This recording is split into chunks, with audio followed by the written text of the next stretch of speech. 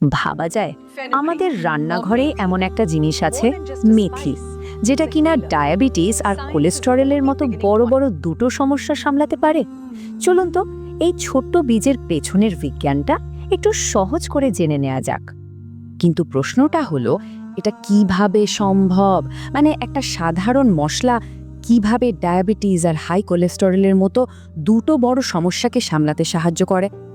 আজকের এই আলোচনাতে আমরা ঠিক এই ব্যাপারটাই বোঝার চেষ্টা করব। তো চলুন প্রথমে ডায়াবেটিসের ব্যাপারটা নিয়ে কথা বলি। মেথি যে কিভাবে ব্লাড সুগার লেভেলটাকে কন্ট্রোলে রাখে সেটা কিন্তু বেশ ইন্টারেস্টিং। চলেন একটু ভেঙে দেখি ব্যাপারটা। সবচেয়ে মজার ব্যাপার কি জানেন? মেথি কিন্তু একই সাথে দুই দিক থেকে কাজ করে।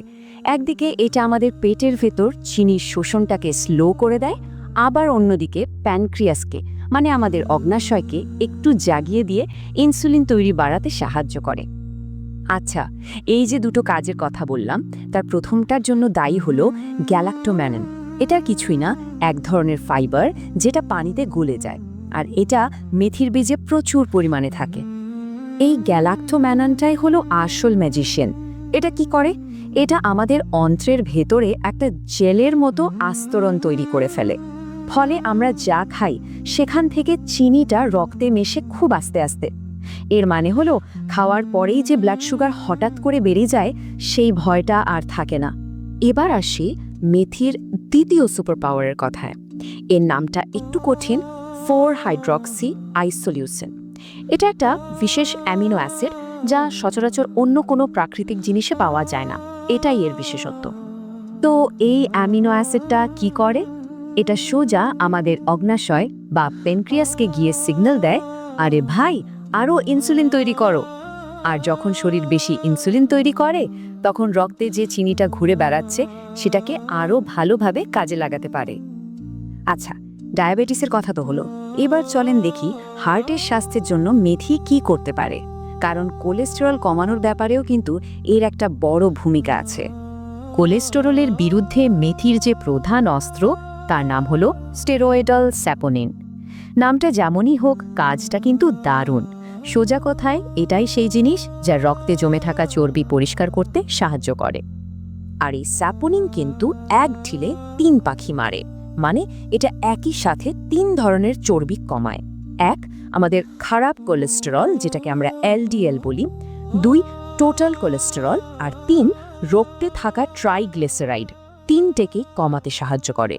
শুধু তাই না, আরও একটা কাজ করে মেথি। এটা আমাদের অন্ত্রে খাবার থেকে কোলেস্টেরল শোষণেও বাধা দেয়। মানে চর্বিটার রক্তে ঢুকতেই পারে কম। আর এর সরাসরি ফল কি? হৃদরোগ বা হার্ট অ্যাটাকের ঝুঁকিও কমে আসে। তো মেথির এত সব গুণাগুণের কথা তো আমরা জানলাম, কিন্তু প্রশ্ন হলো, এটা খাবো কিভাবে? মানে সবচেয়ে ভালো ফল পেতে এর সঠিক নিয়মটা কি, আর কোনো কিছু নিয়ে কি সাবধান থাকতে হবে? চলুন এবারে জরুরি বিষয়গুলো জেনে নিই।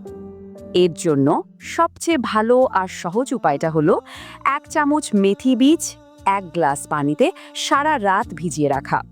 তারপর সকালে ঘুম থেকে উঠে খালি পেটে প্রথমে পানিটা খেয়ে ফেলুন, আর ভেজানো নরম বীজগুলো চিবিয়ে নিন। ব্যাস, এর পুরো পুষ্টিটাই আপনার শরীর পেয়ে যাবে।